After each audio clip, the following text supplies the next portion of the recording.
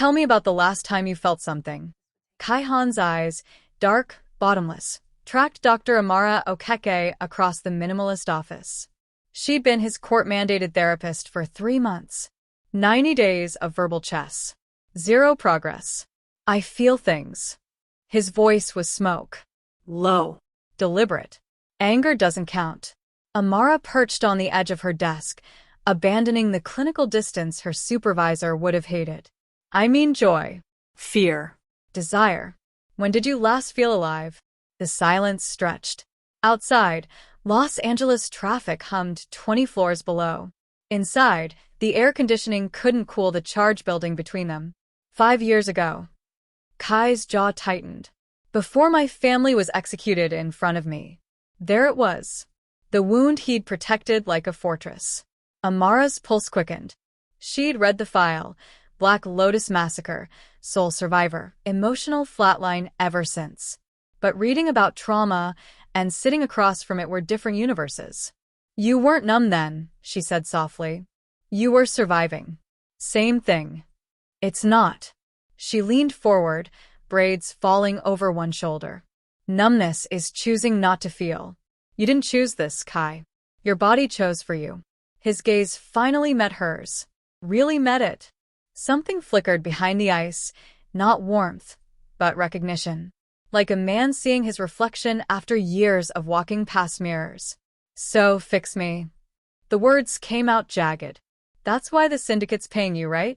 Make me functional enough to inherit. Cold enough to lead. That's the job. Before I tell you what happened next, subscribe to Mystic Tale by Luna and comment where you're watching from. Amara stood. Crossed the space between them.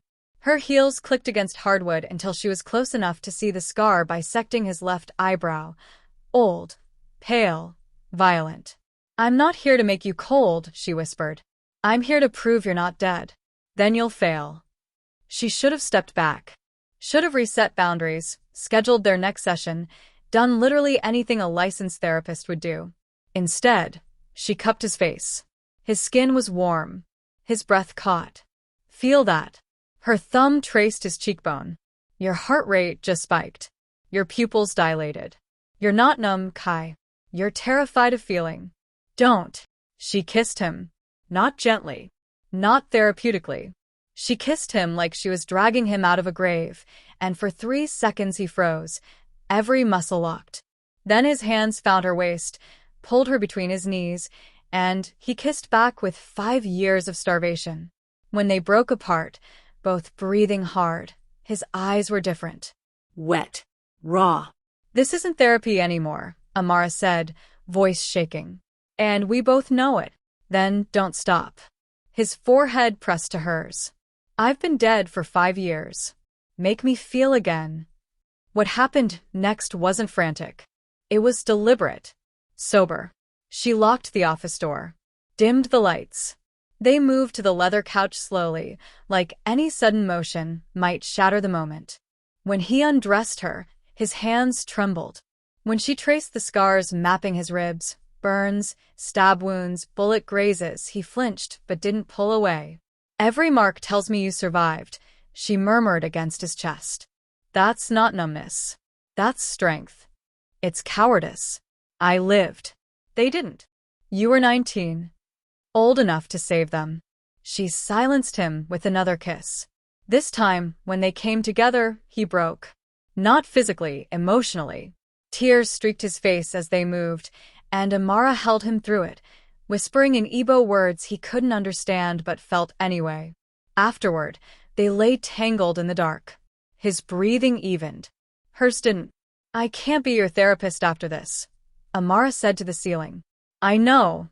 I could lose my license. I know. This was everything. His arm tightened around her. Don't regret it. But she already was. Not the act, the impossibility. He was Black Lotus royalty. She was a therapist from Lagos via Houston, building a career one ethical choice at a time. This obliterated all of that. At 4 a.m., she watched him sleep. Moonlight cut across his face, softening the hard lines. He looked younger. Almost peaceful. She touched the scar above his eyebrow. the one that twitched when he lied. "I can't fix you if I break myself," she whispered. She dressed in silence, left her keycard on the desk. At the door, she looked back once. He was still sleeping, one hand stretched across the empty space where she'd been. In the hallway, she pulled out her phone, scrolled to his contact. Her thumb hovered over the call button, then moved to voicemail instead. "Kai, it's me." Her voice cracked. She steadied it. "You're alive. You felt something tonight. Don't shut that down, because I left. Don't go back to the numbness. You're stronger than the grief. You always were." She hung up, walked to the elevator, didn't look back. 3 weeks later, in a cramped Atlanta apartment bathroom, Amara stared at 2 pink lines. Her hands shook so violently she nearly dropped the test. She'd been late before, stress did that. But the nausea, the exhaustion, the way her scrubs felt tighter around her chest. She'd known. Deep down, she'd known since the moment she stepped off that plane. "No," she whispered to the empty room. "No, no, no." But the test didn't care about her denial. It sat on the sink edge, clinical and absolute. She sank to the tile floor, pulled her knees to her chest, and let herself cry for the first time since leaving Los Angeles. Not because she didn't want a child, because she wanted his. Because 3 weeks ago, she touched his face and felt him come alive, and now she carried proof of that night inside her body. Because telling him meant walking back into a world she'd escaped. Because not telling him meant raising a child who'd ask about their father, and she'd have to lie or tell the truth, neither of which felt survivable. Her phone buzzed. Text from her clinic supervisor. "Can you cover the 2 p.m. tomorrow?" Dr. Harris called out. Amara typed back, "Yes." Normal. She'd be normal. She'd figure this out. Women did this alone, all the time. She could. Another buzz. Different number. Unknown. "You left your earring in my office." "I'm keeping it." Her breath stopped. Then, "I listened to your voicemail 47 times. You're wrong about one thing. I'm not stronger than the grief. But I might be strong enough to try. Call me." She deleted both messages, blocked the number, stood on shaking legs, and threw the pregnancy test in the trash. Then she pulled it back out, stared at those 2 lines like they were a verdict. "Okay," she said aloud, voice steadier now. "Okay. We do this alone." But even as she said it, her hand drifted to her stomach, and she wondered if he'd already felt her pulling away. If his numbness was creeping back in. If that one night had been enough to save him, or if she'd just given him something else to survive. "Ms. Okeke, you're measuring ahead. Let me get a better look." The ultrasound tech's voice pulled Amara from her spiraling thoughts. 8 weeks. 2 months since Los Angeles. She'd convinced herself the nausea was stress. The fatigue was her new Atlanta practice.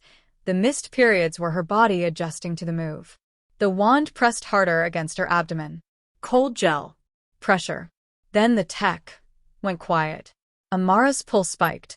"What's wrong?" "Nothing's wrong." The woman turned the screen. "See those 2 sacs? Congratulations. You're having twins." The room tilted. 2 flickering heartbeats pulsed on the monitor, rapid and strong. 2. She was supposed to handle one alone. One secret. One piece of that night she could compartmentalize and survive. "Identical," the tech continued, clicking measurements. "They're sharing a placenta. Due date looks like early March. Do you have family nearby? You'll need help with multiples." Amara's throat closed. "No. No family. Partner?" The question landed like a fist. Partner. The word felt obscene. She'd had one night with a man who couldn't feel, who ran a criminal empire, who she'd fled across the country to escape. And now his DNA was multiplying inside her. Twice. "No partner," she whispered. The tech printed photos, handed them over with a smile that Amara couldn't return. In the parking lot, she sat in her Civic and stared at the ultrasound images. 2 tiny shapes, curved toward each other like they were already protecting one another. Her phone buzzed. Instagram notification. She'd been avoiding social media since the move, but muscle memory made her thumb tap the app. Kai's face filled her screen. He was broadcasting live. 1.2 million viewers. The numbers kept climbing. He sat in what looked like a penthouse office, Black Lotus insignia visible on the wall behind him. Comments flooded past, heart emojis, fire emojis, questions about his upcoming inheritance ceremony. Then one comment stopped her cold. Asterisk, what about that therapist rumor? The one who fixed you? Asterisk. Kai's expression didn't change. Didn't even flicker. He leaned back in his chair, that same controlled posture she remembered from their sessions. That therapist? His voice was flat. Bored. Just a fling. She got attached. Started calling. Texting. You know how it goes. Amara's hands went numb. She was obsessed, Kai continued, scrolling through his phone like the conversation was trivial. Thought one night meant something. I had to cut contact. Women like that, they see what they want to see. The comments exploded. Dodged a bullet, bro, crazy therapist energy. She probably wanted your money. Amara stared at the ultrasound printout in her lap. Then back at the screen. At the man who'd cried in her arms. Who'd begged her to make him feel. Who'd texted her about keeping her earring. He was erasing her. Publicly. To 1.2 million people. Her vision blurred. Not from tears, from rage, so pure it felt like swallowing glass. She screenshotted his words. Opened the new post. Her hands moved before her brain could stop them.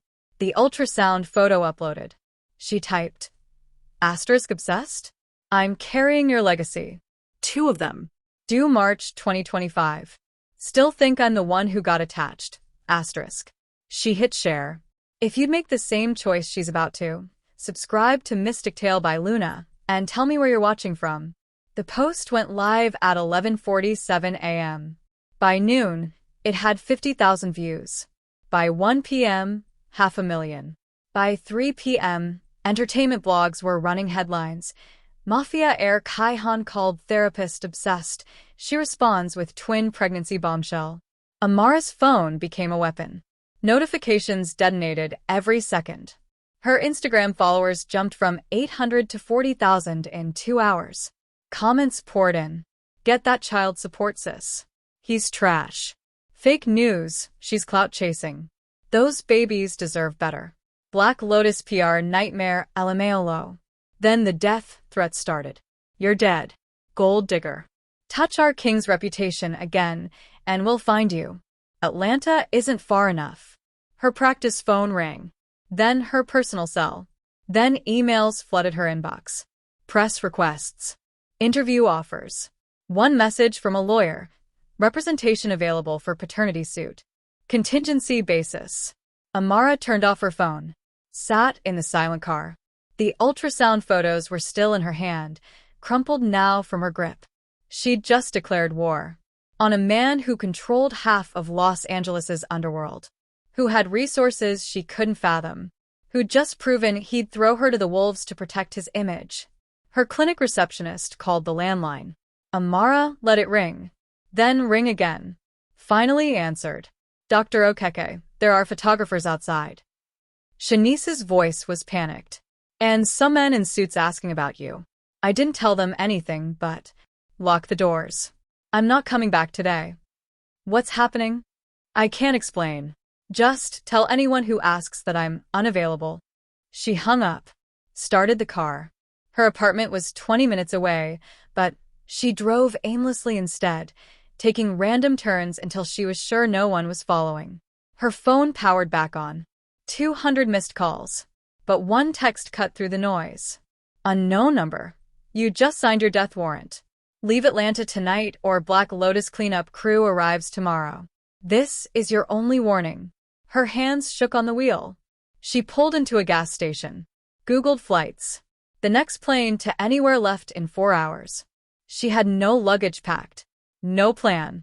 Just 2 flickering heartbeats inside her and a viral post that had painted a target on all 3 of them. At a red light, another text. I didn't mean it. Call me. K. She deleted it. Blocked the number. Then unblocked it and typed. You meant every word. And now 20 million people know what kind of man you are. His response came instantly. Where are you? She didn't answer. At the apartment, she threw clothes into a duffel bag, grabbed her passport, her laptop, the ultrasound photos. Nothing else mattered. Downstairs, a black SUV idled across the street. Tinted windows. Engine running. Amara's breath stopped. She backed away from the window, grabbed her bag, took the fire escape instead of the lobby. Her Civic was parked in the back lot, half hidden by dumpsters. She drove to Hartsfield-Jackson with her rear view mirror checked every 10 seconds. The SUV didn't follow. Or maybe it did, and she just couldn't see it. Paranoia was a living thing now, clawing at her spine. At the airport, she bought a ticket to Houston. Not home. Her parents couldn't know about this. But Houston was big enough to disappear in. She'd figure out the next move from there. Security line. Boarding pass scanned. Gate 27. She sat with her back to the wall, watching every face that passed. Her phone buzzed one last time before she turned it off. Kai's name. She almost didn't read it. I lied on that stream because they were watching. My brother wants me to fail. To prove I'm not fit to lead. If they knew about you, about us, they'd kill you to break me. I thought pushing you away would keep you safe. I was wrong. Don't run. Let me protect you. Amara stared at the message until the words blurred. Then she typed back. You protected yourself. Not me. Never me. She boarded the plane, turned off her phone, and somewhere over Louisiana, she felt the twins move for the first time, tiny flutters, like butterflies trapped under her ribs. By the time she landed in Houston, her post had 20 million views. Kai's IG Live had been dissected by every major outlet. His mentions were a war zone. Black Lotus PR released a statement. Mr. Han's personal life remains private. No further comment. But the internet didn't care about privacy. They cared about blood. And Amara had just given them a feast. She checked into a motel under a fake name. Paid cash. Lay on the scratchy comforter and stared at the ceiling. Her phone stayed off for 3 days. When she finally powered it on, there were 600 missed calls. But only one voicemail. Amara. Kai's voice was raw, exhausted. I know you won't forgive me. I know I don't deserve it. But those babies are babies. They deserve better than this. Better than me hiding. Better than you running. I'm coming for you. Not to take them. To take care of all 3 of you. Even if you hate me. Even if you never let me touch you again. I'm coming. She deleted it. But the words stayed. 3 months passed. Amara moved to a suburb outside Houston. Found a small clinic that didn't ask questions. Her belly grew. The twins kicked. She built a life in the margins, anonymous, careful, always watching the door. Until one night, scrolling through her laptop, she found a fundraiser post. A single mother in Atlanta. Her toddler daughter had been orphaned in a Black Lotus hit. The woman was dead. The child was in foster care. Amara stared at the photo. A little girl with wide eyes and braids, maybe 18 months old. The post was 4 months old, right around the time she'd fled Atlanta. Her hands moved without thought. She called the number listed. An overworked social worker answered. I want to foster her, Amara said. I'm a licensed therapist. I have space. Ma'am, are you local? We prioritize in-state placements. I'll move back to Atlanta today. The social worker hesitated. This child has trauma. Witnessed her mother's death. She needs specialized care. I specialize in trauma, Amara said quietly. Please, let me help her. The process took 6 weeks. Background checks, home visits, interviews. But when they finally placed the little girl in Amara's arms, something clicked. The child was silent, hollow-eyed, but she clung to Amara like a lifeline. Her name's Zara, the social worker said. She hasn't spoken since the incident. Amara kissed the top of her head. She will.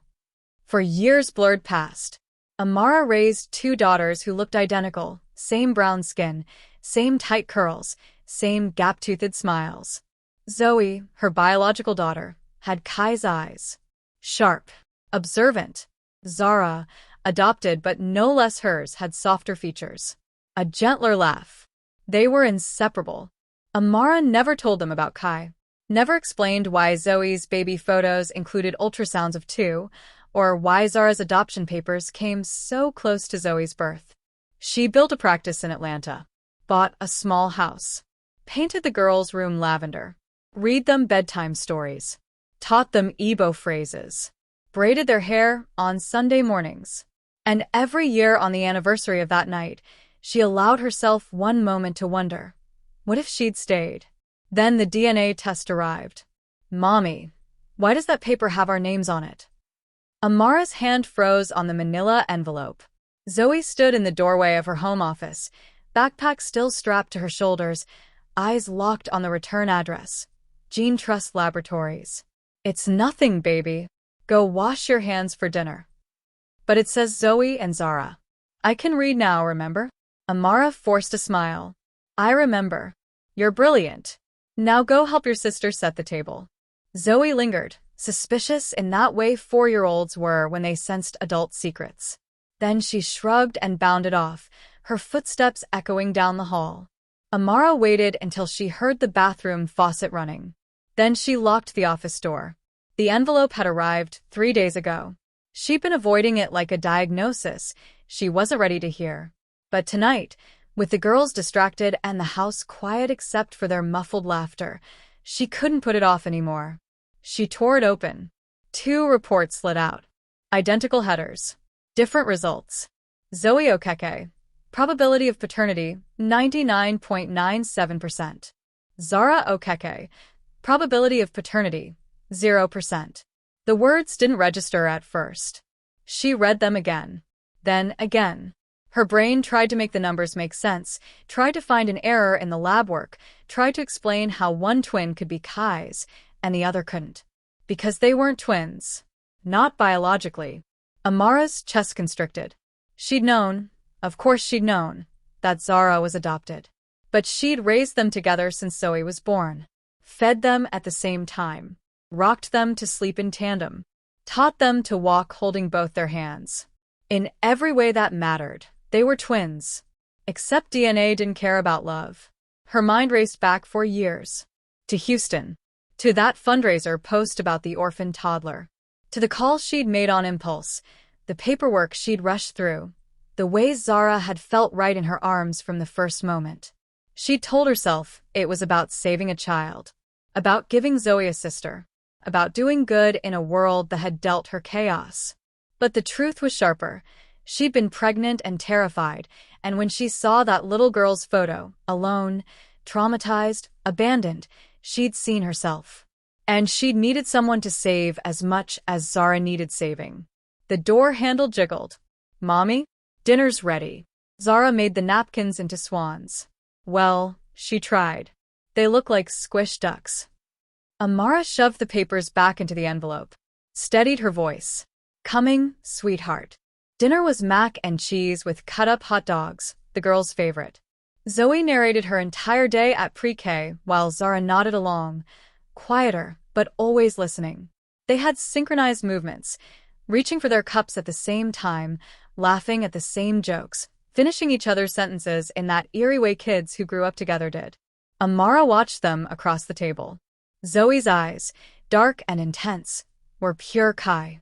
Zara's eyes, softer and rounder, belonged to a woman who died bleeding out on an Atlanta street while Black Lotus cleaned up a territory dispute. Mommy, you're not eating. Zoe pointed her fork accusingly. You always tell us we have to eat. I'm just tired, baby. Is it because of work? Did someone's feelings hurt again? Amara almost laughed. Zoe had absorbed her career in fragments. Knowing Mommy helped people who were sad, who had hurt feelings, who needed someone to talk to. Something like that.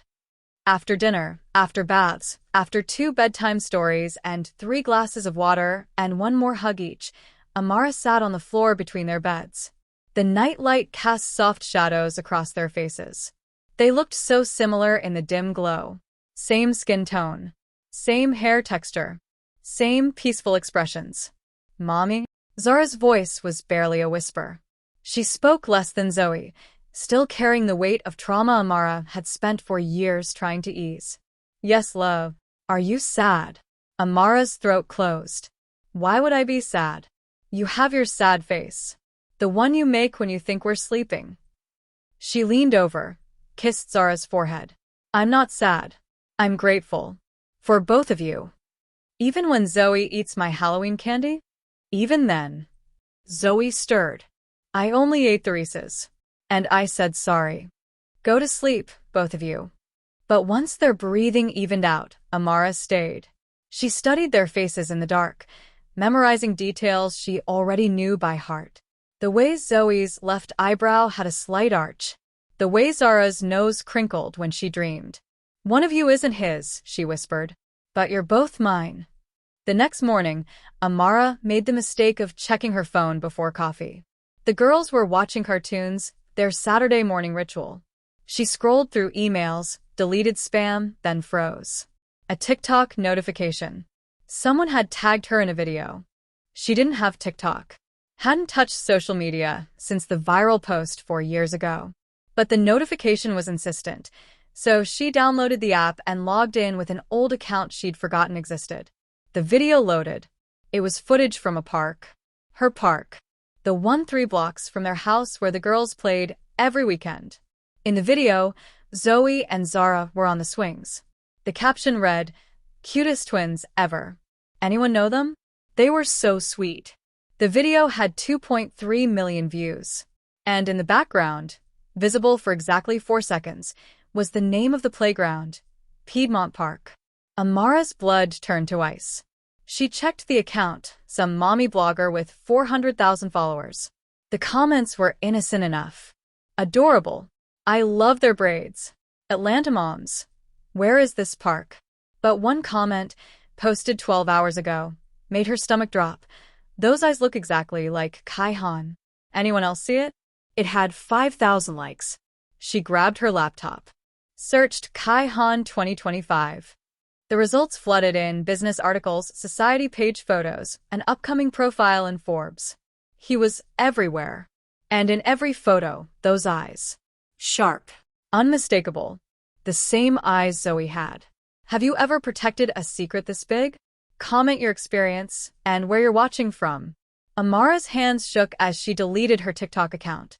Then she checked the girls' school enrollment, their medical records, anything with their names or photos. She'd been careful for 4 years. Anonymous. Invisible. One viral video had shattered that. Her clinic phone rang. She let it go to voicemail. Then her cell. Unknown number. She declined. It rang again immediately. Against her better judgment, she answered. Who is this? Dr. Okeke. The voice was male, professional, cold. My employer would like to speak with you. He's been searching for 4 years. That video made things considerably easier. I don't know what you're talking about. The twins. Piedmont Park. Atlanta.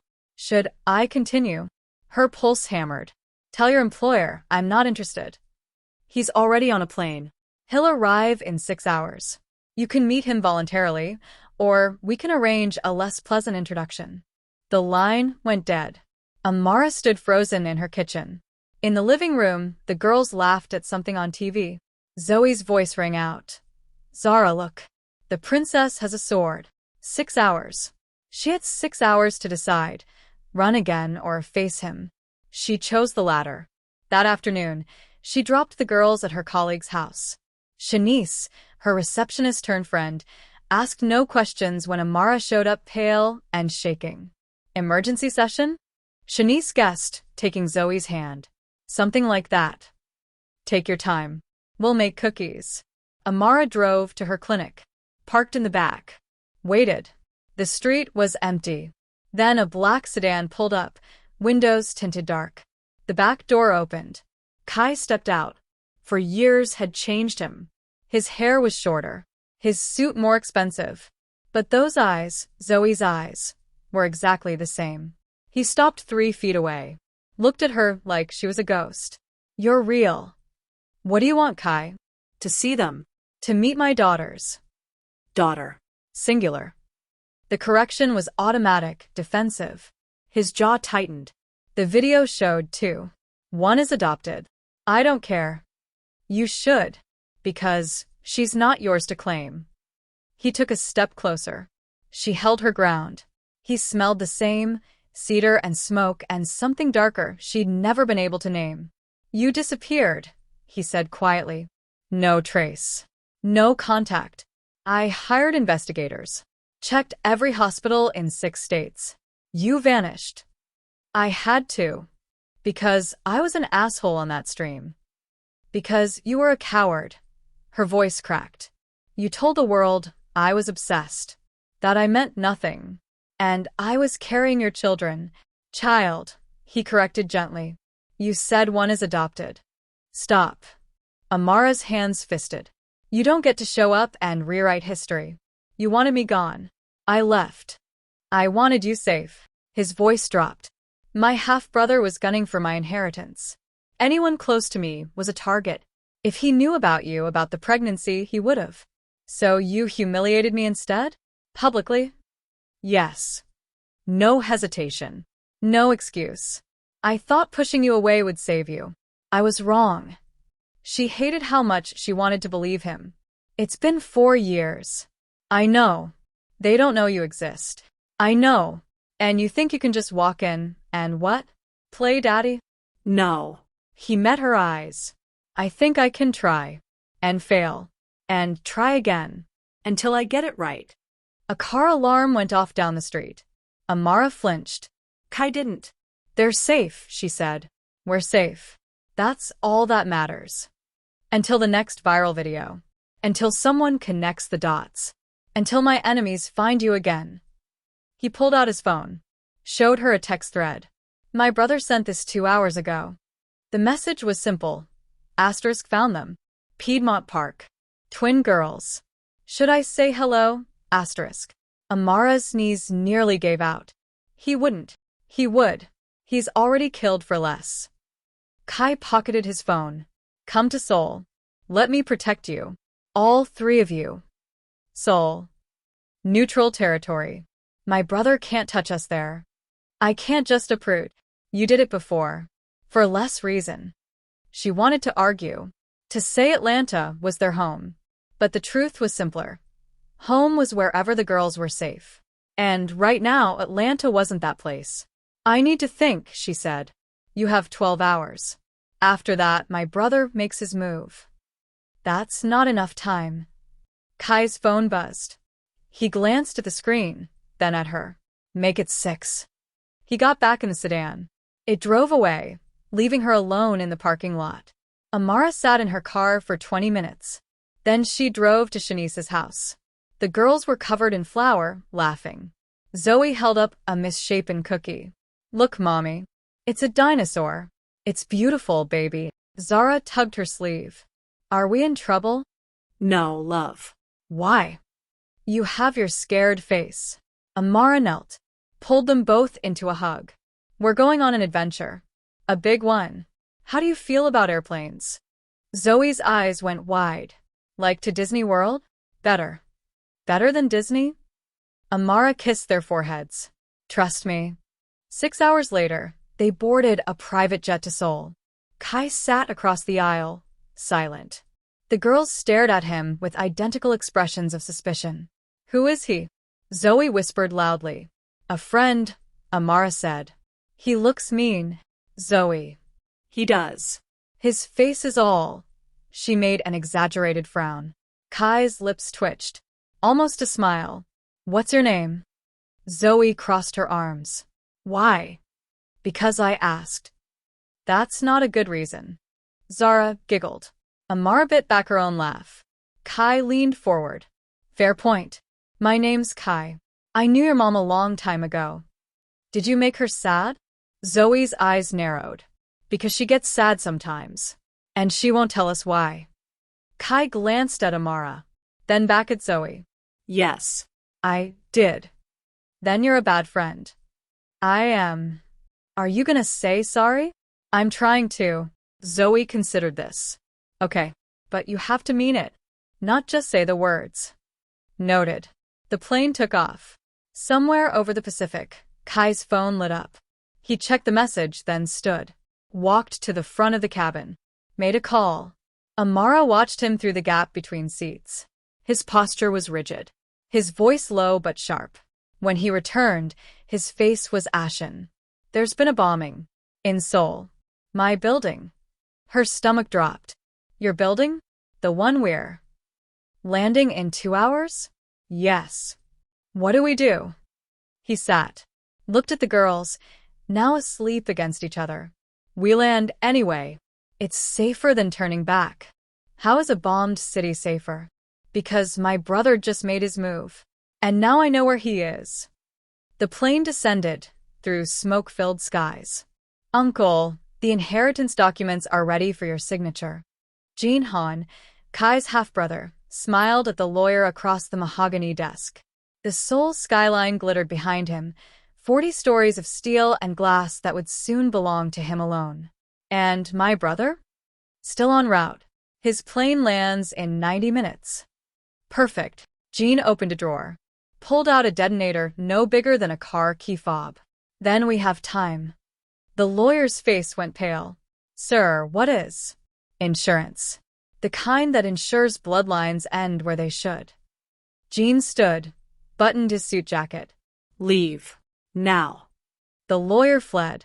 Jean walked to the window, pressed the button, and watched the building 3 blocks away, Kai's private residence, erupt into flames.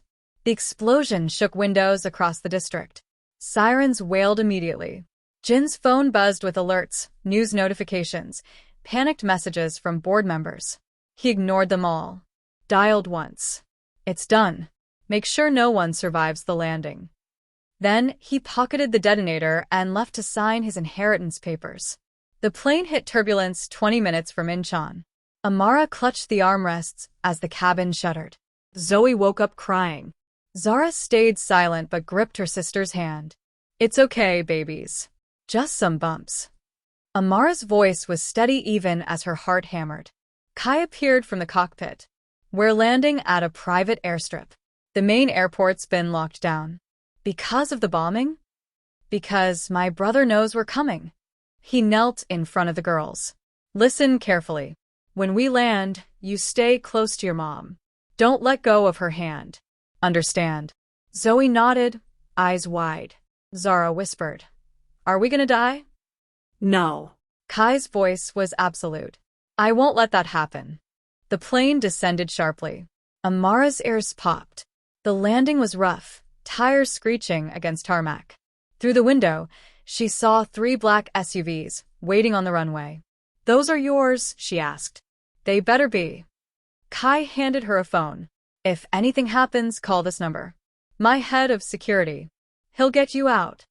What do you mean, if anything? The plane door opened. 2 men in suits boarded, both armed. Kai spoke to them in rapid Korean. One nodded.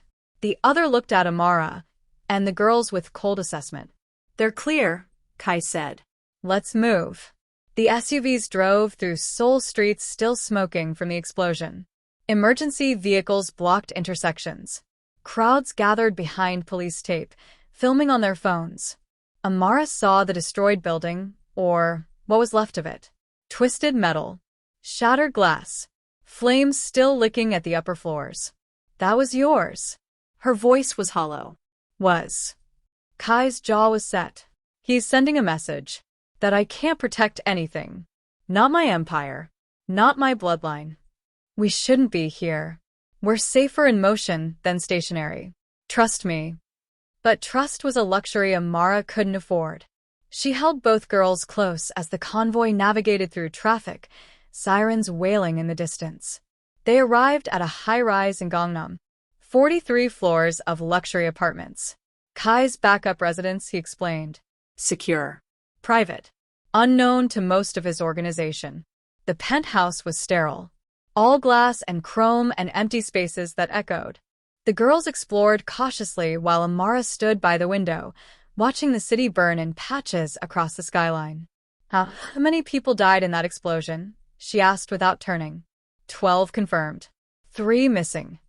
Kai's reflection appeared in the glass behind her. All my people. Jean made sure of that. And you're sure it was him? I've known since I was 16. He's my father's bastard. born 6 months after me to a mistress in Busan.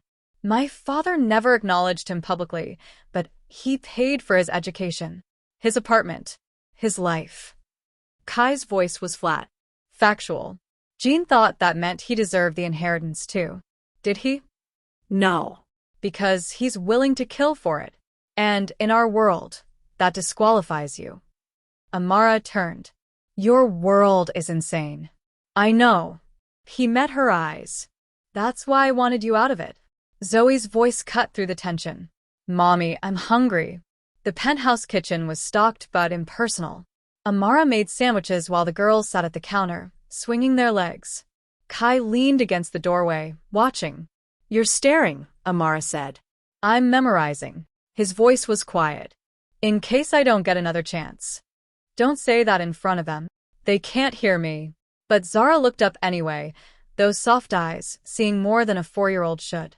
Are you gonna leave again? The question wasn't directed at anyone specific. But Kai answered. No. I'm staying this time. Promise. Promise. Zoe pointed at him with her sandwich. You better mean it. We don't like liars. Noted. After the girls finished eating, Amara put on a movie. They curled up on the couch, drowsy and overwhelmed. Within 20 minutes, both were asleep. Amara found Kai on the balcony. Seoul sprawled below, glittering and chaotic. Smoke still rose from the bombing site. You can't promise them things you can't control, she said. I can promise to try. That's not enough. It's all I have. He turned. 4 years ago, I pushed you away because I thought distance would save you. It didn't. It just made you raise them alone. Made them grow up without me. Made me miss everything. His voice cracked. I can't get those years back, but I can be here now. For all of you. Even Zara?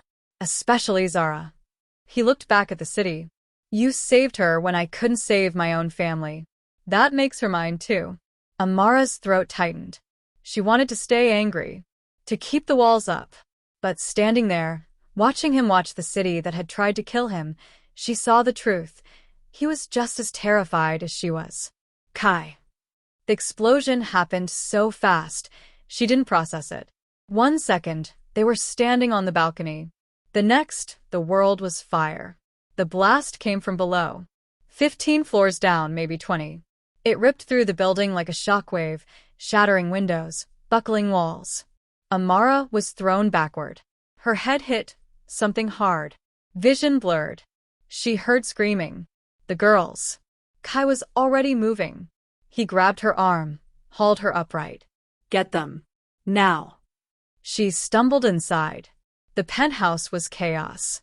Furniture overturned. Glass everywhere. The movie still played on the TV, incongruously cheerful. Zoe and Zara were on the floor, crying, clutching each other. Amara scooped them both up. I've got you. I've got you. Mommy, what's happening? Zoe's voice was raw with panic. We're leaving. Hold on to me. Kai appeared with a duffel bag. Stairwell. East side. Move. They ran. The building groaned around them.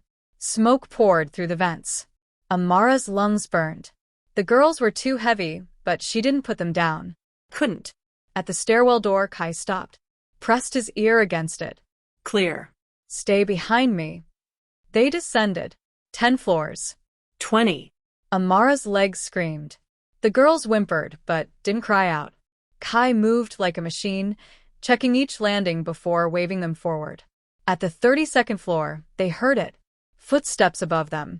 Fast. Heavy. Keep going, Kai whispered. He pulled a gun from the duffel bag. Kai, no. I said keep going. Amara obeyed. She carried the girls down 3 more flights before the gunshots started. Sharp. Echoing. She pressed the girls' faces into her shoulders, kept moving. Kai caught up at the 28th floor. Blood soaked his left sleeve. I'm fine. Don't stop. They burst into the lobby. Smoke everywhere. People running. Sirens outside. Kai grabbed Amara's arm, steered them toward a service exit. They emerged into an alley. An SUV screeched to a stop. The driver was the same security head from earlier. Get in. Kai shoved them into the back seat, climbed in after. The SUV peeled out as another explosion rocked the building behind them. Amara looked back. The penthouse, 43 floors up, was engulfed in flames. Oh my God. Don't look. Kai's voice was tight. He pressed his hand against his bleeding arm. Zara reached for him. You're hurt. I'm okay, sweetheart. You're bleeding a lot. I've had worse. The SUV navigated through panicked traffic. Emergency vehicles swarmed the area. The driver spoke rapid Korean into a phone. Kai responded, his voice hard. They arrived at a private hospital 20 minutes later. Medical staff rushed them inside. Amara and the girls were checked for injuries, minor cuts, smoke inhalation, nothing serious. Kai was taken to surgery. They waited in a sterile room. The girls sat on either side of Amara, silent now. Trauma had that effect. The noise came later. A nurse brought juice boxes. Zoe took one but didn't drink. Is he gonna die? No, baby. He's strong. Why did he save us? Amara's chest ached. Because he cares about you. But we just met him. Sometimes caring doesn't need time. Zara leaned against her. I was so scared. I know, love. Me too. But he wasn't. He was, she struggled for the word, brave. He was. 2 hours later, a doctor emerged. Mr. Han is stable. The bullet went through cleanly. He's asking for you. They found Kai in a private room. His left arm was bandaged, his face pale but alert. When he saw them, something in his expression cracked. Come here, he said quietly. The girls hesitated. Then Zoe walked over. Does it hurt? A little. You should have been more careful. You sound like your mother. Zoe almost smiled. Zara joined her sister, looking at Kai with those soft eyes. Thank you for saving us. You don't have to thank me. His voice was rough. That's what family does. But we're not. You are. He looked at Amara. All of you. After the nurse checked his vitals and left, Amara sat in the chair beside his bed. The girls explored the room, finding the remote that adjusted the mattress, giggling when Kai went up and down. Can you love the one who isn't yours? Amara asked quietly. Kai didn't hesitate. Every day I wasn't there, I died a little.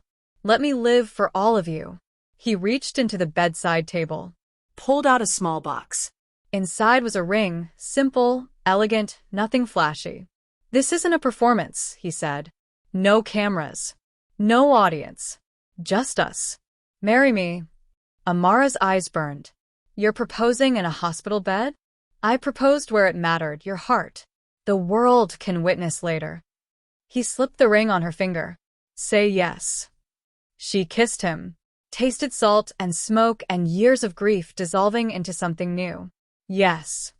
The girls cheered. Zoe climbed onto the bed. Does this mean we get a dad? If you want one, Kai said. Can we think about it? Take your time. Zara whispered in Zoe's ear. Zoe nodded. Okay. We decided. You can be our dad. But you have to promise not to leave. I promise. And not to lie. I promise. And you have to learn to make our favorite pancakes. Kai laughed, and it was the first real sound of joy Amara had heard from him. Deal.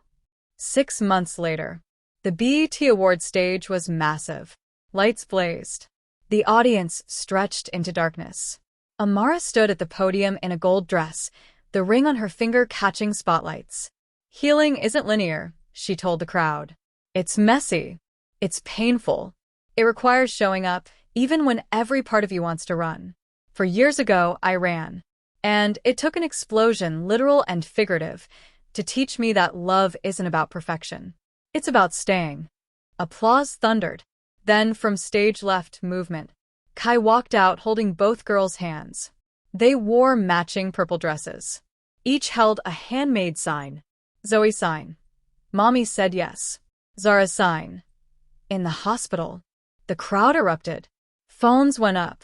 Cameras flashed. Amara laughed through tears. Kai took the mic. She healed my dead soul. I proposed where healing happens, not for applause but for love. Tonight, The world gets to celebrate what we already knew. We're a family. Standing ovation. Cheers. The girls waved at the cameras. Backstage, hours later, after the interviews and photos and chaos, they sat in a quiet dressing room. Zoe and Zara were asleep on the couch, tangled together like always. Do you regret it? Kai asked. Any of it? Amara looked at their daughters. At the man who'd finally learned to feel. At the life they'd built from wreckage. Not for a second. He kissed her temple. Good. Because we're just getting started. On the couch, Zara stirred, mumbled in her sleep. Dad. Kai's eyes went wet. Yes, sweetheart. Don't let go. Never.